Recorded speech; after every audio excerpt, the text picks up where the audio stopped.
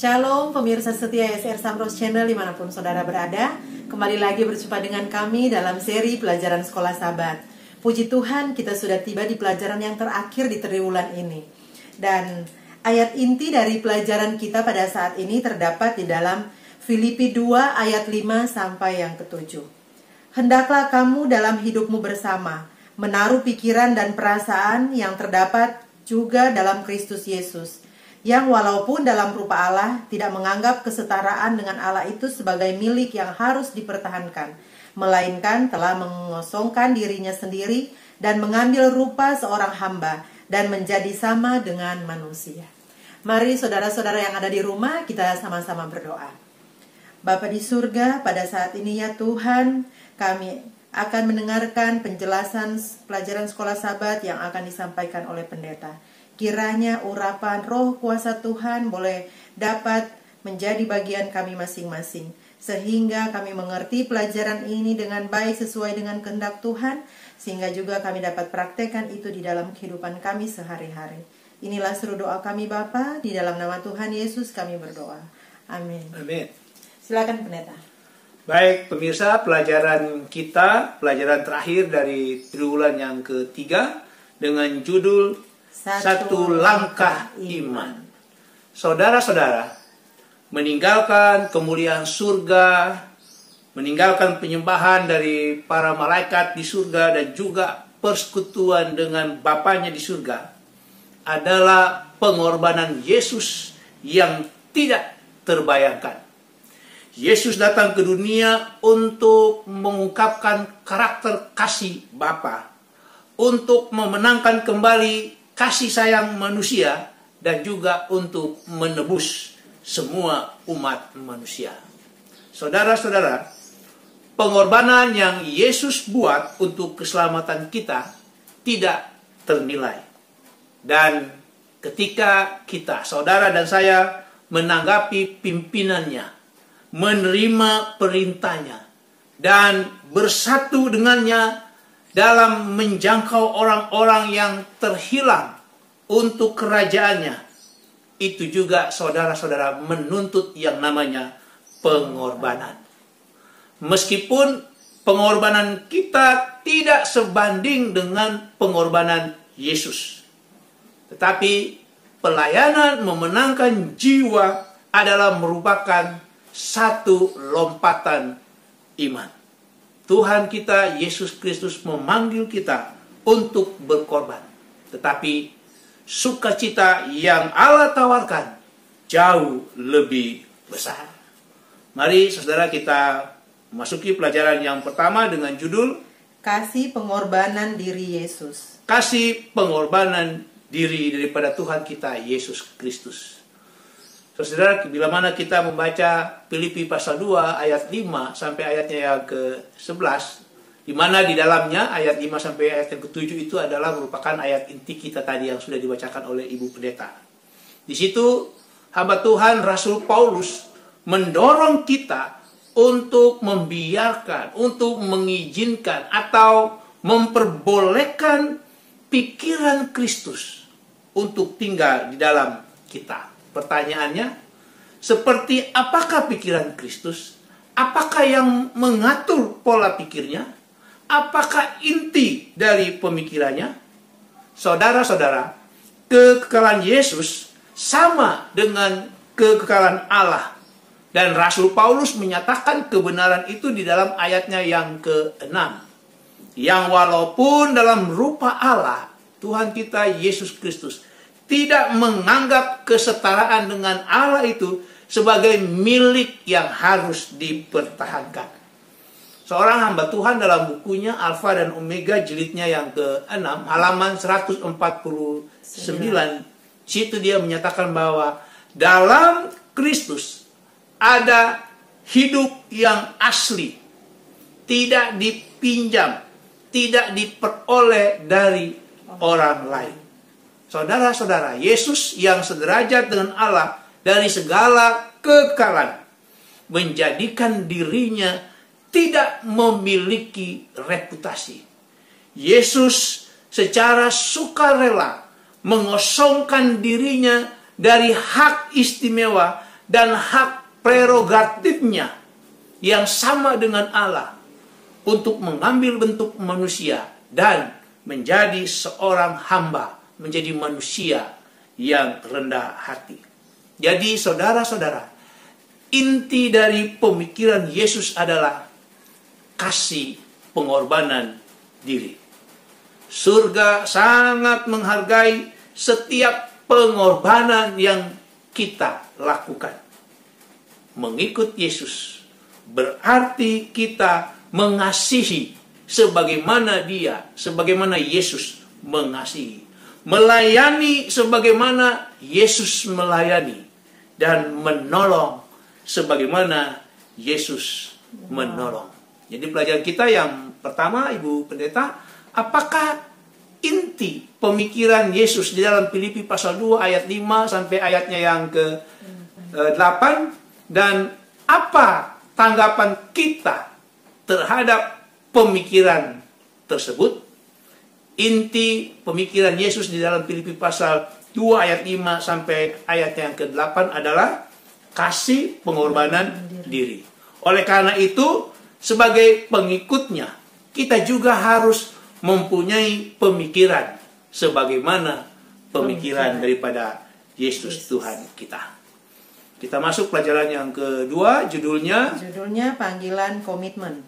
Panggilan komitmen. Saudara-saudara, bila mana kita membaca Matius pasal 4 ayat 18 sampai ayatnya yang ke-20, apakah yang membuat Petrus dan Yohanes mau membuat komitmen untuk mengikut Kristus?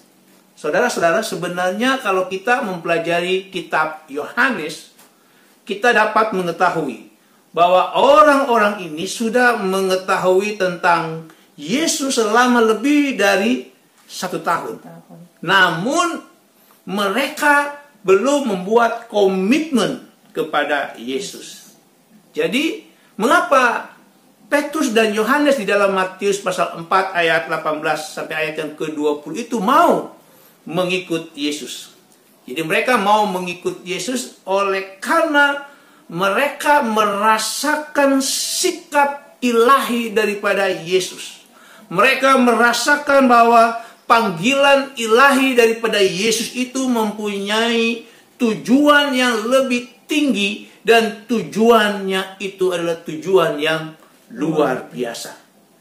Saudara-saudara, demikian juga Yesus memanggil saudara dan saya untuk tujuan yang luar biasa ini, yaitu untuk membagikan kasih-Nya dan untuk menyaksikan kebenarannya demi kemuliaan namanya.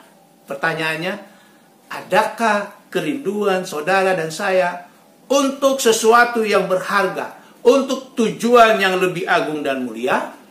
Pelajaran inti yang kedua adalah mengapa Petrus dan Yohanes mau menerima panggilan Yesus, dan bagaimanakah dengan kita? Saudara-saudara, sebagaimana Petrus dan Yohanes mau menerima panggilan Yesus oleh karena mereka merasakan sikap ilahi daripada Yesus, dan mereka merasakan bahwa panggilan itu mempunyai tujuan yang lebih agung dan mulia.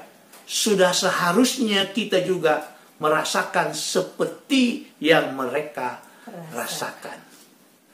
Pelajaran yang ketiga, judulnya Paulus bejana pilihan Allah. Saudara-saudara, ketika Paulus menerima Kristus, seluruh hidupnya berubah secara radikal. Kristus memberinya masa depan yang sama sekali baru. Saudara-saudara, kalau kita lihat di dalam Alkitab, Tuhan kita Yesus Kristus sering memilih calon yang paling tidak mungkin untuk memberikan kesaksian tentang Dia, tentang namanya. Seperti orang yang kerasukan setan, wanita Samaria, pelacur, nelayan, dan juga seorang penganiaya agama Kristen sekalipun, seperti hamba Tuhan ini, Rasul Paulus.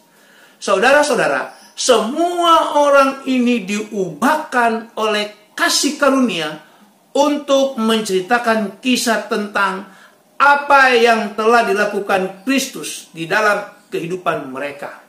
sesuatu yang mengagumkan sehingga mereka harus membagikannya.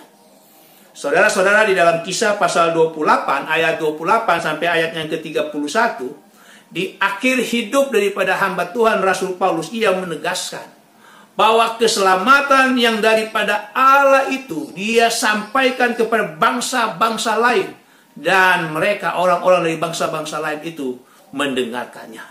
Lalu di akhir hidupnya juga dia mendesak Timotius, anak rohaninya, untuk melakukan pekerjaan sebagai seorang penginjil. Saudara-saudara, kisah tentang bagaimana mantan penganiaya pengikut Yesus ini menjadi kesaksian yang berkuasa tentang apa yang dapat dilakukan Tuhan melalui seseorang yang mendedikasikan hidupnya untuk pekerjaan Tuhan. Saudara-saudara, meskipun panggilan kita, panggilan saudara dan saya mungkin tidak sedramatisir seperti Paulus, Allah memanggil kita juga untuk berpartisipasi dengannya dalam pekerjaannya untuk mengubah dunia. Jadi pelajaran penting yang ketiga, saudara-saudara, apakah tujuan ilahi Yesus untuk kehidupan saudara dan saya?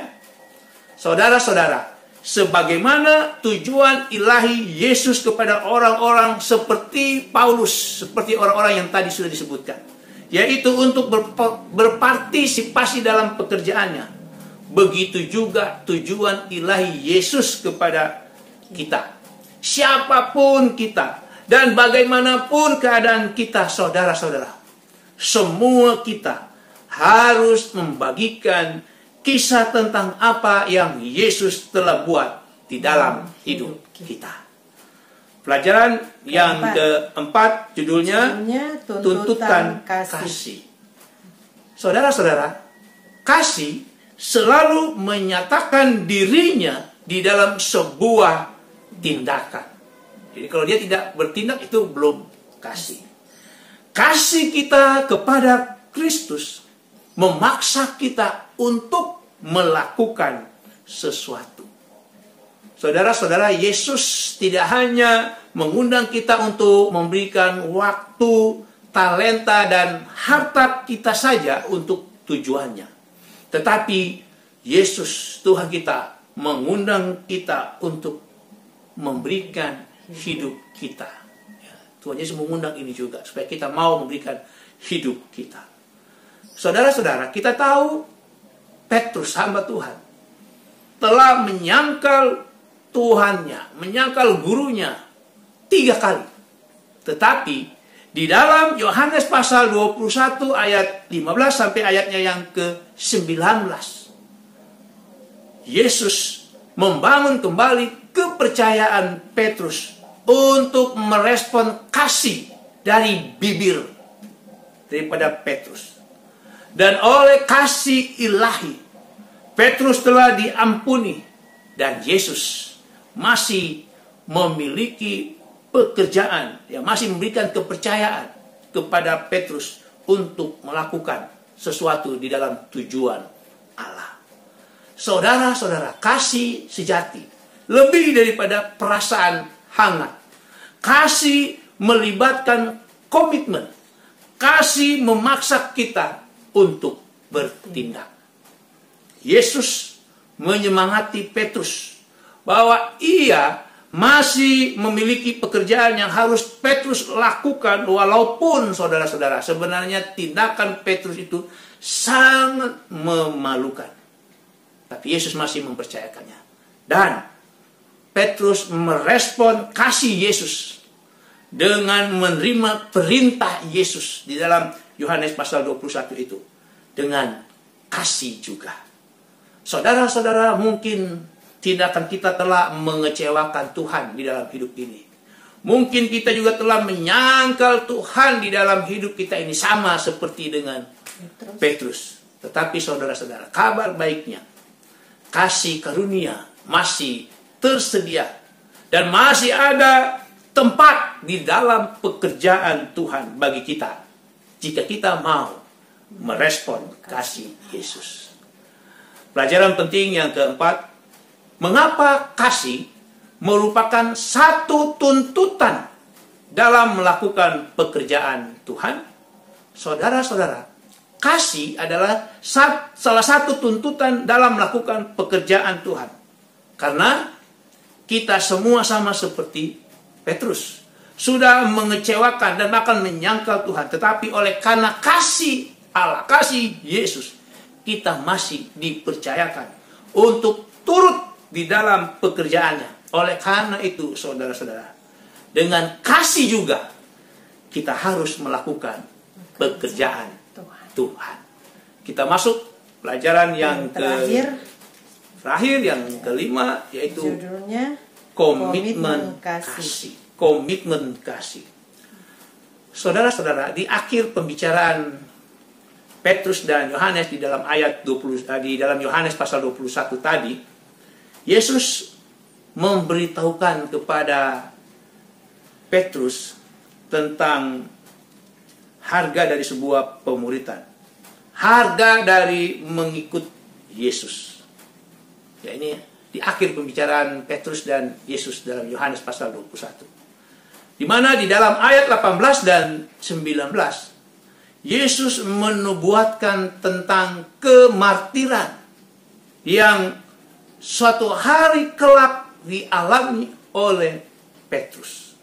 Lalu di ayat 19 bagian akhir ada kalimat pendek di situ. Yesus katakan kepada Petrus, "Ikutlah aku." Saudara, Kristus menawarkan pilihan kepada Petrus, "Ikutlah aku." Yesus menawarkan sukacita terbesar di dalam hidup Petrus. Suatu sukacita yang terus-menerus dari persekutuan dengan Kristus dalam misinya. Tetapi saudara-saudara, sukacita itu akan datang dengan harga. Itu menuntut sebuah pengorbanan tertinggi. Dan Yesus meminta Petrus untuk membuat komitmen yang dilandasi oleh kasih. Saudara-saudara, ketika kita menanggapi kasih ilahi, ketika kita menanggapi kasih ilahi dengan komitmen kasih, maka kita akan memenuhi tujuan hidup kita dan kita akan mengalami sukacita terbesar di dalam hidup kita. Seperti yang Yesus katakan di dalam Yohanes 13 ayatnya yang ke-17. "Jika kamu tahu semua ini, maka berbahagialah kamu jika kamu melakukannya." Jadi saudara-saudara, sukacita terbesar hidup dan kebahagiaan abadi datang ketika kita memenuhi makna keberadaan kita dengan memuliakan Tuhan, dengan cara hidup dan berbagi kasih dan kebenaran Tuhan kepada orang lain. Jadi pelajaran terakhir, apakah yang memberikan sukacita terbesar dalam hidup kita? Saudara-saudara, yang memberikan sukacita terbesar dalam hidup kita adalah ketika kita dapat memenuhi kehidupan kita dengan memuliakan Tuhan, dengan cara hidup dan berbagi kasih dan kebenaran Tuhan kepada orang lain. Demikianlah pelajaran kita pada Sabat ini. Tuhan Yesus memberkati kita semua. Mari kita tunduk kepala, kita berdoa. Bapa di surga, terima kasih. Walaupun kami manusia yang berdosa, Engkau masih mengasihi kami. Oleh karena itu, Engkau masih mempercayakan dan memberikan kesempatan bagi kami untuk berpartisipasi di dalam pekerjaan Tuhan. Terima kasih Tuhan atas pelajaran yang begitu indah.